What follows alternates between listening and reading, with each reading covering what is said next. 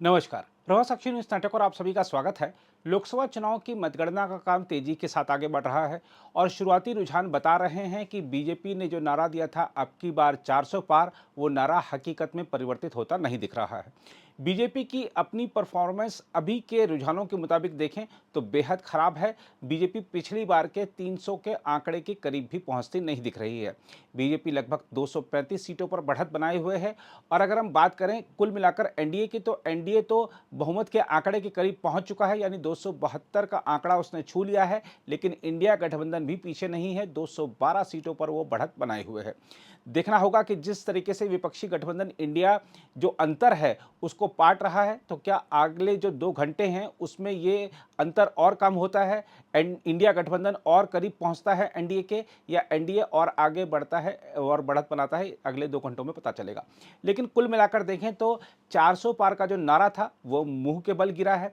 खुद प्रधानमंत्री नरेंद्र मोदी वाराणसी सीट से पीछे चल रहे हैं। हम आपको बता दें कि बड़ी चौंकाने वाली खबर है, लेकिन ये खबर सही है, क्योंकि चुनाव आयोग की वेबसाइट के आंकड़ों के मुताबिक अजय राय, जो कि इंडिया गठबंधन के उम्मीदवार हैं, वो लगभग 5,500 वोटों से बढ़त बनाए हुए हैं। प्रधानमंत्री नरेंद्र मोदी पीछे चल रहे हैं। अपने आप में चौंकाने वाली खबर है। उत्तर प्रदेश पर खास तौर पर फोकस करें तो देखिए, ये बात कही जाती है कि उत्तर प्रदेश जिसने जीत लिया, दिल्ली उसने जीत ली, 80 लोकसभा सीटें हैं।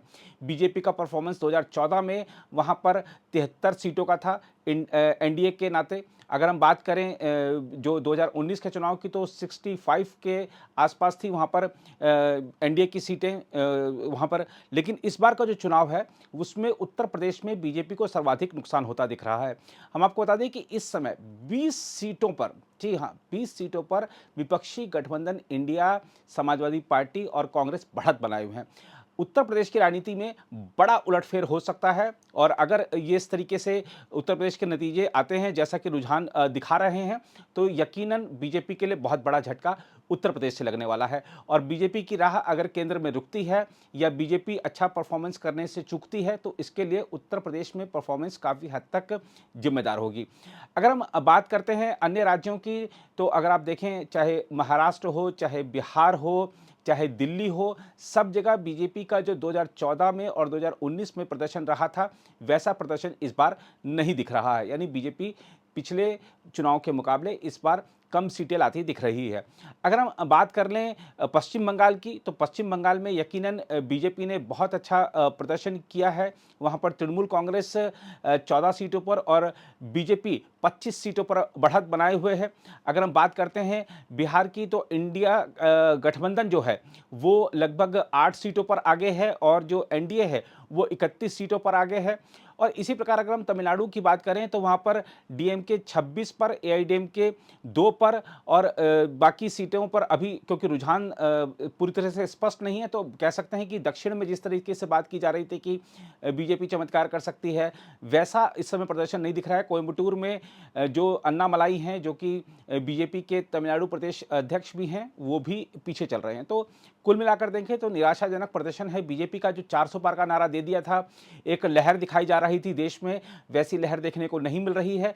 जब प्रधानमंत्री नरेंद्र मोदी खुद अपनी वाराणसी संसदीय सीट से पीछे चल रहे हैं, तो आप कल्पना कर सकते हैं कि उत्तर प्रदेश में बीजेपी का परफॉर्मेंस कैसा रहा होगा। गुजरात में बीजेपी अच्छा प्रदर्शन कर रही है, हिमाचल में बीजेपी अच्छा प्रदर्शन कर रही है, उत्तराखंड में बीजेपी अच्छा प्रदर्शन कर रही है। लेकिन अगर राष्ट्रीय हिसाब से देखें, राष्ट्रीय स्तर पर देखें, तो इंडिया गठबंधन ने यानी विपक्ष ने कड़ी चुनौती दी है और जो महंगाई, बेरोजगारी जैसे मुद्दे थे, उससे बीजेपी को काफ़ी हद तक नुकसान हुआ है। प्रधानमंत्री नरेंद्र मोदी की जो वैश्विक छवि है, उसके अनुरूप ये नतीजे, यानी कि नतीजे कह सकते हैं या रुझान कह सकते हैं, ये उसके अनुरूप नहीं दिख रहे हैं। देखना होगा कि आगामी जो 2 घंटे हैं उसमें रुझान किस तरीके से आगे बढ़ते हैं। क्या इंडिया गठबंधन आगे निकलता है या एनडीए और आगे निकलता है, अगले 2 घंटों में सब कुछ स्पष्ट हो जाएगा। हम शीघ्र ही आपके समक्ष फिर से ताज़ा अपडेट लेकर जुड़ेंगे। अगर आप भी लेना चाहते हैं देश दुनिया की तमाम जानकारी, तो आज ही सब्सक्राइब करें हमारे चैनल को। साथ ही नीचे दिए बेल आइकन को जरूर दबाएं ताकि हर अपडेट आप तक पहुंच सके।